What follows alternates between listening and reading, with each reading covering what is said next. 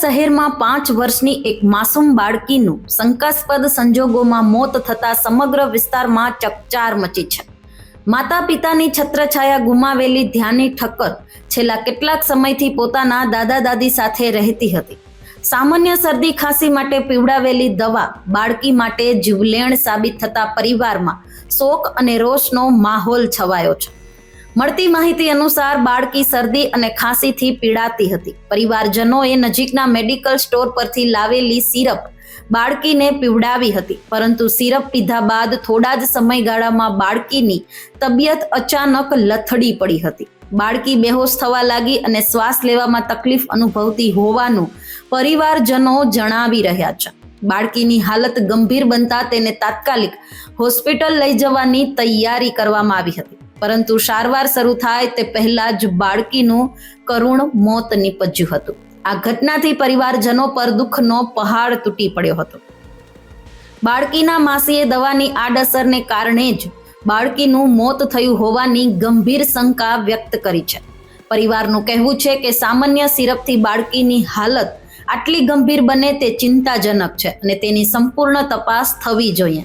ઘટનાને પગલે હોસ્પિટલ ખાતે બાળકીનો પરિવાર એકઠો થયો હતો અને ન્યાયની માંગ સાથે ભારે આક્રોશ વ્યક્ત કર્યો હતો। પરિસ્થિતિ તણાવપૂર્ણ બનતા પોલીસને જાણ કરવામાં આવી હતી। બનાવની જાણ થતાં એસીપી આરડી કવાગોત્રી હોસ્પિટલ પહોંચ્યા હતા અને પરિસ્થિતિનું નિરીક્ષણ કર્યું હતું। પોલીસ દ્વારા બાળકીના મૃતદેહને પીએમ અર્થે મોકલવામાં આવ્યો છે। અધિકારીઓએ જણાવ્યું છે કે પીએમ રિપોર્ટ આવ્યા બાદ જ બાળકીના મોતનું સાચું કારણ સ્પષ્ટ થઈ શકશે। હાલ સમગ્ર ઘટનાને લઈને પોલીસ દ્વારા વધુ તપાસ હાથ ધરવામાં આવી છે। શું ફોન આવ્યો હતો અને શું છે આખી સમગ્ર હકીકત? સવારે 8 વાગ્યાની આસપાસ એ જે બેબી એક્સપાયર થઈ ગઈ છે ધ્યાની, એના ફોઈનો ફોન આવ્યો કે તમે જલ્દી આવો વડોદરા, એમ કે એ સિરિયસ છે ધ્યાની। એટલે અમે તરત પછી અમે ખંભાત રહીએ છીએ, અમે ખંભાતથી તાત્કાલિક નીકળ્યા। અમે અહીંયા આવ્યા અને ઇલોરા પાર્ક સુધી પહોંચીએ ત્યારે મેં એમને પાસે લોકેશન મંગાવ્યું હોસ્પિટલનું। તો એમણે એવું કીધું કે અમે હોસ્પિટલથી ડિસ્ચાર્જ લઈ અને ઘરે લાવી દીધી છે બેબી અને એક્સપાયર થઈ ગઈ છે। એટલે પછી અમે એમને પૂછ્યું કે શું કારણ હતું, શાના લીધે આટલું હરતી ફરતી છોકરી, મેં વિડીયો કોલમાં વાત કરેલી એની જોડે, તો એ અચાનક એનું મરણ કેમનું થાય, એ સવાલ તો થાય જ ને એમ। એટલે પછી એમણે એવું કીધું કે એને 2 દિવસ પહેલાં શરદી તાવ ને એવું હતું, એટલે પછી એ એમના જે કાકા છે એમનું મેડિકલ છે એમાંથી એમણે સિરપ લાવીને પીવડાવી। પછી એવું એમનું કહેવું છે કે બીજે દિવસે થોડું સારું હતું અને સારું હતું, દવા પીવડાવી, તો પછી મરણ કેમ થયું એ મને એનો જવાબ જોઈએ છે। અને સરકાર પાસેથી મારી એ જ માંગણી છે કે મારા બેન બનેવી તો હયાત છે જ નહીં, એ બાળકી જે ગુજરી ગઈ એના માતા પિતા 3 વર્ષ પહેલાં મરણ પામેલા છે અને બાળકી અમારી જોડે જ રાખતા હતા, પણ હમણાં 6 મહિનાથી એના દાદા દાદી પાસે આપેલી રાખવા। તો હવે મને ન્યાય એટલો જોઈએ છે કે એના જે મા બાપ ઉપર હતા એમણે મારા ભરોસે છોકરી મૂકી હતી। હવે મારી આત્મા અંદરથી એમને શું જવાબ આપી શકે કે મારી બાળકીને શું થયું, કેમ એનું મરણ થયું।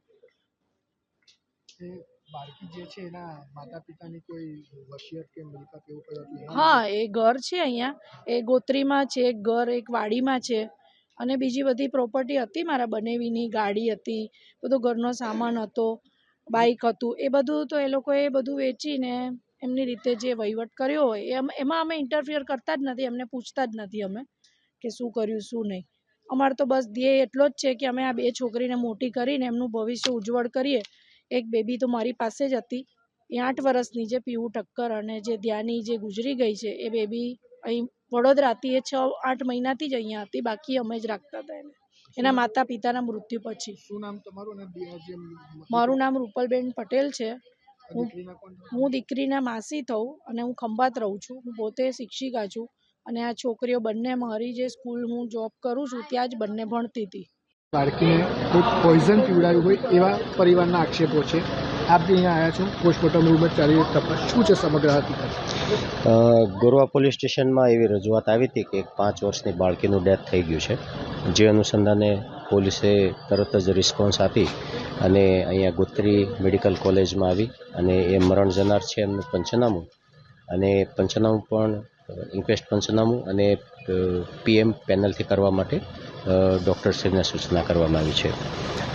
એમના મરણ જનાર છે એમના માસી તરફથી આક્ષેપો હતા કે કંઈક ખોટું થયું છે, પણ રાઇટ નાવ અત્યારે વિષય એવો છે કે પંચનામું કર્યા પછી એમનું PM થશે, PMમાં પેનલથી થશે અને વિશેરા પણ લેવામાં આવશે અને ફોરેન્સિક રિપોર્ટ આવ્યા પછી એમાં આપણે કંઈક વિવરણ ઉપર આવી શકીએ.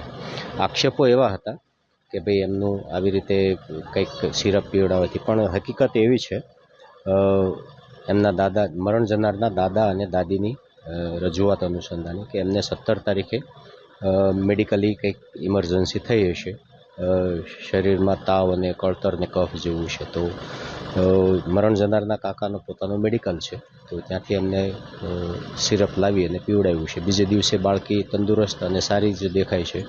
એમના ઘરના મેમ્બર સાથે એ બારે ફરવા પણ ગયેલી હતી, પણ ગઈ રાત્રે અચાનક જ કંઈક થોડીક તબિયત બગડી ગઈ છે, એટલે પ્રથમ ત્યાં છાણી દવાખાને લઈ ગયા છે. તો ત્યાંથી પ્રોપર નહીં લાગ્યું હોય તો પછી કાશીબામાં જવા માટે ત્યાંના ડૉક્ટરોએ એપ્રોચ કર્યો અને ત્યાંથી મરણ ગયાનું જાહેર થવાથી અહીંયા ગોત્રી મેડિકલ કોલેજ લઈ આવેલા છે. કઈ સિરપ હતી? શરદી ખાંસીની હતી, ફીવરની હતી? એ દિશામાં આપણે કોઈ તપાસ? હા, શરદી ખાંસીની સિરપ હતી અને પોલીસ દ્વારા કબજે લેવામાં આવી.